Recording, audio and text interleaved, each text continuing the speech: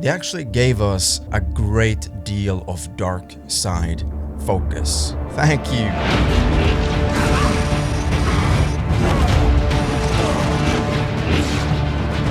I have begged Disney for such a long time to implement something in Star Wars canon that highlights the dark side of the Force in a more favorable way than what they've done previously. And when I say favorable, I mean in a way that highlights dark side elements as kind of the main focus in whatever story they are telling. And this is exactly what I was hoping for when they announced the Star Wars Acolyte series, and that it was going to come out and become a very dark side focused kind of show for Star Wars that would please the fans who are more interested in the dark side than the light side of the Force, primarily. Or that is at least the perspective or perception that I got from their advertisements and their promotion of this series. Now, with episode 1, 2, and 3, and 4, I wasn't exactly very sold with the narrative that was being told. And I have been very critical about this series internally, but in episode 5 of The Acolyte, they actually gave us a great deal of dark side focus. Thank you. Thank you. I'm someone who's generally not so enthusiastic about the light side and the Jedi and such. Many of them have great stories, many of them have stories that I really like, and the Jedi have their qualities, but when it comes to kind of a personal favorite in Star Wars, usually the dark side stuff is what I really like. Which is why I find the Old Republic era incredibly interesting, because they have a lot of dark side elements to it, which we don't really see anywhere else in the Star Wars timeline, especially in Star Wars canon, which is one of the reasons I'm quite critical of Star Wars canon in the first place, but I've talked about that before. Anyways, I'm really happy with how they managed to deliver the projection of the dark side in this episode. I gotta be very specific here, in this episode. None of the other episodes have done it well, nor do I think the other episodes will do it as good as this one. But I might be wrong, obviously, and things can change, and I'm willing to have my mind changed if whatever they make end up being something that I enjoy. One of the things I do really find funny though is how a lot of the people in the Star Wars community, especially on the social media platforms, are all about how this episode felt very devastating, how their heart was heartbroken, or that they felt a great rush or some form of happiness, but also sadness because they saw the Jedi being killed. And I don't want to sound crazy, because this is not something that I really would like to say if it was a real life scenario, but in this particular instance, when it's Star Wars and I'm allowed to kind of escape into a different universe, I have to admit that when I saw those Jedis being killed off in this episode, and especially the two primary Jedis, I couldn't stop myself from just simply shouting, "Yes! Yes! Finally!"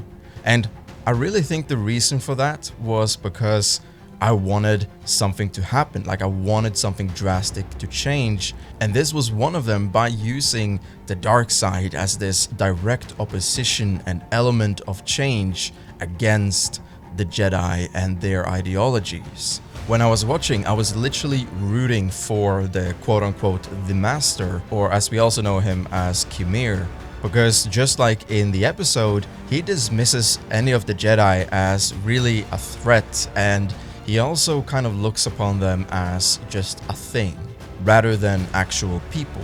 One of the things he says after killing a Jedi was calling them an it, as an object, meaning that he didn't really care about them whatsoever, and that's kind of my position with those characters as well.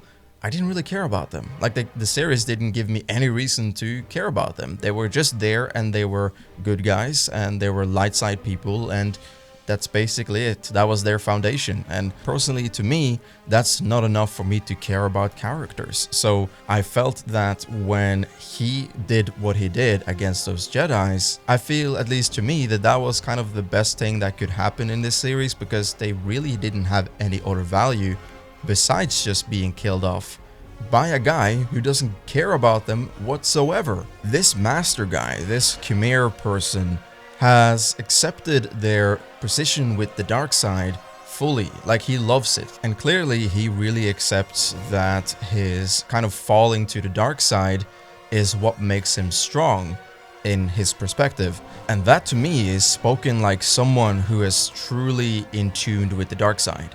Not to mention the fact that you can tell everything he does is just to eliminate. As of right now at least, it didn't seem like he tried to prove much of a big philosophical point or anything really that was more deeper than what he just basically explained, which was that he wants all the power that he can acquire for himself so he can control it, and the Jedi who basically wants to have control over everyone who has any association, or should I say, have any control over the Force. The freedom to wield my power the way I like, without having to answer to Jedi like you. And if people don't fall in line with the Jedi's ideology of how the Force should be used, then they must be jailed or be eliminated, which obviously is not a great incentive for those who want to be free with the powers of the Force. To me right now, Qimir really sets the stage for someone who's young and devoted and disciplined in the dark side of the Force. And I think that's incredibly great to see, because we have a character like May, who was supposedly the person who would do all of these dark side things, but turned out to be a kind of a very confusing character, with her writing jumping back and forth and changing her mind all the time and doing things that we don't really understand because, well, we don't really understand it, so we can't really explain it. She's just doing things, apparently.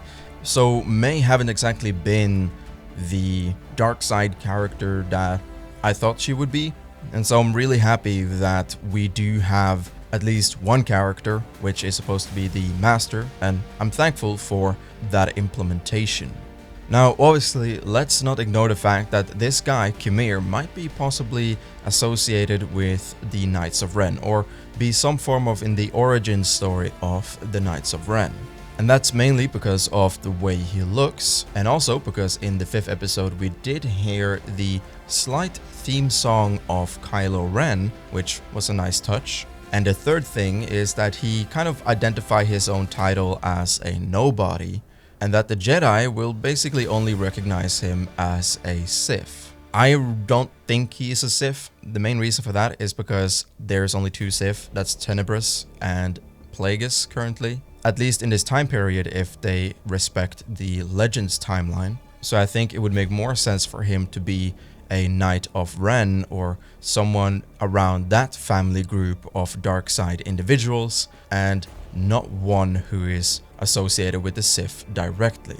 So to kind of get my thoughts concluded on the table, what I want to say is that I really think this episode was a fantastic episode for those who like the dark side of the Force in Star Wars. I'm even willing to say that one doesn't really have to enjoy this series or even Star Wars Canon to find stuff to appreciate with this episode, if they focus on the dark side elements of this character and what he does with the dark side. There are some intense fighting moments going on here. The choreography is pretty great and in some way quite similar to Star Wars the prequels, and in other ways not so much. And with this fighting there's an intense degree of aggression. An aggression that you really only see from people who's very immersed in the dark side of the Force. So as someone who has been very not happy with this series so far, this episode in particular, or to be more specific, the moments in this episode where we have Qimir fighting the Jedi was one of the best Star Wars dark side experience in canon, or should I say in the recent material in canon that we have gotten so far. But do let me know in the comment section what you thought about this episode, and particularly about this new dark side character, and if you enjoyed what we saw as much as I did. And so, as always, never forget, the Force is with you.